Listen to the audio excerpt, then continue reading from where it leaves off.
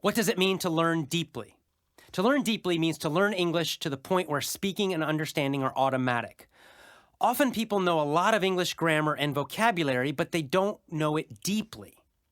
When it comes time to speak, they're translating vocabulary and analyzing tenses in their head, or struggling to understand the meaning of what someone is saying to them.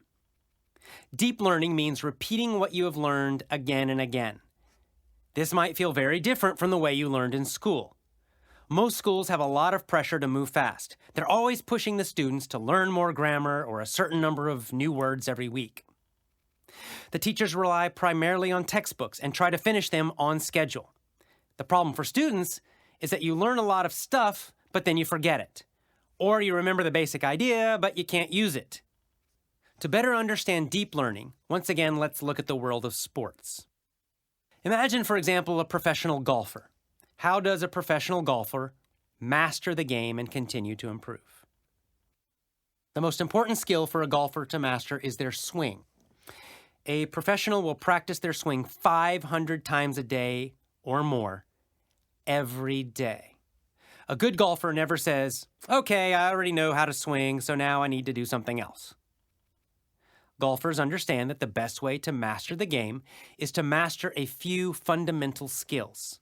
They practice these same few skills hundreds of times a day for years and years, possibly for their entire lives.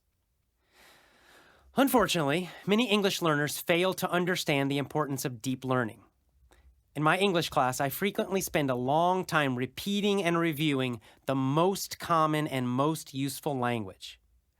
Sometimes a student would complain. They would say, for example, "I want to learn advanced grammar. I already know the past tense." Yet, in a casual conversation, this same student frequently made mistakes with the past tense. He said go when he should have said went.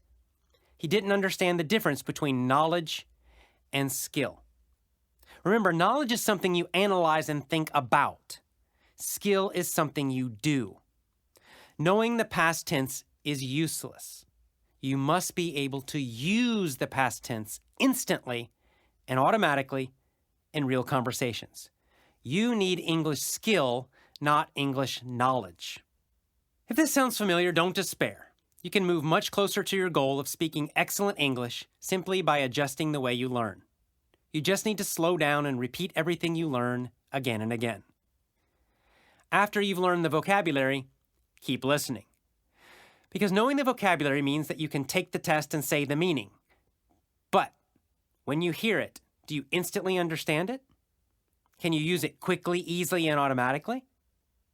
If the answer is no, you need to study it again. You need to listen to that same audio again, many, many times. This is one of the secrets to speaking faster and to really learning grammar and using it correctly. You are like the professional golfer who practices his swing hundreds of times per day. The golfer is always looking for ways to improve that same fundamental skill. The golfer realizes that mastery of the fundamentals is more important than a lot of advanced knowledge. I am a native speaker, and all my life I've been learning the past tense. I still listen to the past tense now, and I will as long as I live. I've heard the same common vocabulary words every day, thousands and thousands of times, and will continue to hear them. That has enabled me to use them quickly and automatically. That's the secret. You never stop. You just need more repetition. Focus on the most common words, most common verbs, most common phrases through listening, and then repeat, repeat, repeat. When you do that, you develop that feeling for correctness and will use English more naturally and automatically. Perhaps you're thinking to yourself, but won't I get bored listening to the same thing again and again? Of course, this is possible. The best way to avoid boredom is to choose material that is compelling to you. Compelling means extremely interesting. How do you find compelling content? One way is to learn about something you love in English. For example, if you love romance novels in your own language, get them in English. Find easy romance audiobooks and listen to them every day. Find the text versions of the books too and read while you listen. If you love business, then learn about business in English. Use English as a means of learning other knowledge and other skills. The more you focus on this compelling content, the easier it will be to repeat it often. You'll enjoy hearing it again and again.